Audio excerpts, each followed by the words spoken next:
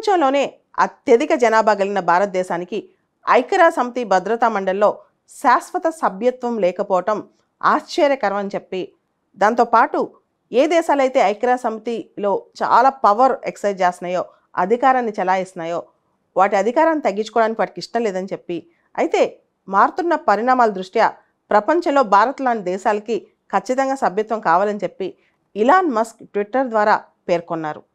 ఈ మస్క్ చెప్పిన స్టేట్మెంట్స్ చాలా వార్తల్లోకి వచ్చాయి. చాలామంది వీటి గురించే చర్చిస్తున్నారు. అయితే ఇంతకు మునిపే UN secretary general Antonio Guterres కూడా ఒక స్టేట్మెంట్ చేశారు. ఐక్యరాజ్యసమితి ప్రస్తుత ఏర్పాటు అనేది 80 సంవత్సరాల క్రితం ఉన్న గ్లోబల్ రియాలిటీస్ని సూచిస్తోందని, మారుతున్న పరిస్థితుల దృష్ట్యా చాలా మార్పులు రావాల్సిన అవసరం ఉందని, ముఖ్యంగా ఆఫ్రికన్ యూనియన్లో అసలు ఆఫ్రికా ఖండంలోనే ఒక్క దేశానికి కూడా భద్రతా మండలిలో శాశ్వత సభ్యత్వం లేకపోవడం తప్పు అని చెప్పి ఆయన కూడా వ్యాఖ్యానించడం జరిగింది. అదేవిధంగా ఇజ్రాయేలీ అదర్ మైకేల్ ఐజెన్బర్గ్ కూడా ఐక్యరాజ్యసమితి భద్రతా మండలిలో భారత్ లేకపోవటం అనేది ప్రపంచం దృష్టిలోకి తీసుకొచ్చారు. ఐక్యరాజ్యసమితి నిర్మాణ వ్యవస్థలో సమూల మార్పులు రావాలని కూడా ఆయన ప్రకటించారు. భారతదేశ విదేశీ వ్యవహారాల శాఖ మంత్రి జయశంకర్ గారు ఐక్యరాజ్యసమితి భద్రతా మండలిని ఓల్డ్ క్లబ్ అని చెప్పి వ్యాఖ్యానించారు. దానిలో మార్పులు రావాలని కూడా సూచించారు. ఐక్యరాజ్యసమితి భద్రతా మండలిలో 15 మంది సభ్యులు ఉంటారు. దానిలో 5 శాశ్వత సభ్యులు, 10 మంది అశాశ్వత సభ్యులు. America, Russia, France, Britain, China వీళ్ళందరూ కూడా శాశ్వత సభ్యులు. వీళ్ళకి వీటో పవర్స్ కూడా ఉన్నాయి. అంటే ఏ దేశమైనా ఈ 5 దేశాల్లో తీర్మానాన్ని ఆపేస్తే, తీర్మానం మాకు నచ్చట్లేదు అని వీటో వేసేస్తే ఇంకా తీర్మానం ఆగిపోతుందన్నమాట. ఇలాంటి పరిస్థితిలో ఈ 5 సభ్య దేశాలు కూడా వాటి పవర్స్ తగ్గించుకోవడానికి ఇష్టపడట్లేదు. ప్రపంచ జనాభాలో 17% జనాభా భారతదేశమే హోస్ట్ చేస్తోంది. ఇటువంటి దేశానికి ఐక్యరాజ్యసమితి భద్రతా మండలిలో శాశ్వత సభ్యత్వం తప్పనిసరిగా అవసరం.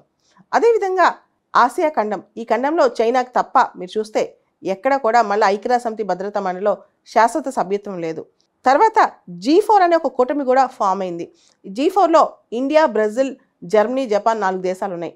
ఈ 4 దేశాలు కూడా ఐక్యరాజ్యసమితి భద్రతా మండలిలో రిఫార్మ్స్ కోసం ప్రయత్నాలు చేస్తున్నాయి. ప్రపంచంలోనే అతిపెద్ద ప్రజాస్వామ్య దేశం భారతదేశం. భిన్నత్వంలో ఏకత్వం, ఏకత్వంలో భిన్నత్వం అనే సిద్ధాంతం. ఇటువంటి పెద్ద ప్రజాస్వామ్యానికి ఐక్యరాజ్యసమితి భద్రతా మండలిలో ఖచ్చితంగా శాశ్వత సభ్యత్వం రావాలి. ఐక్యరాజ్యసమితి స్థాపించినప్పటి నుంచి ఈ రోజు వరకు భారతదేశం దాని యొక్క స్ఫూర్తికి కట్టుబడే ఉంది. చాలా కన్వెన్షన్ సైన్ చేసింది. దాంతోపాటు UNPKF, United Nations peacekeeping ఫోర్స్కి రెగ్యులర్గా one of the top contributors అనమాట భారతదేశం. భారతదేశం ఇప్పుడు స్వింగ్ స్టేట్.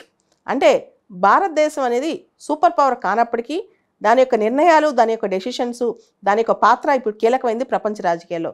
ఖచ్చితంగా మన దేశానికి భద్రతా మండలిలో శాశ్వత సభ్యత్వం ఇప్పుడు అవసరం.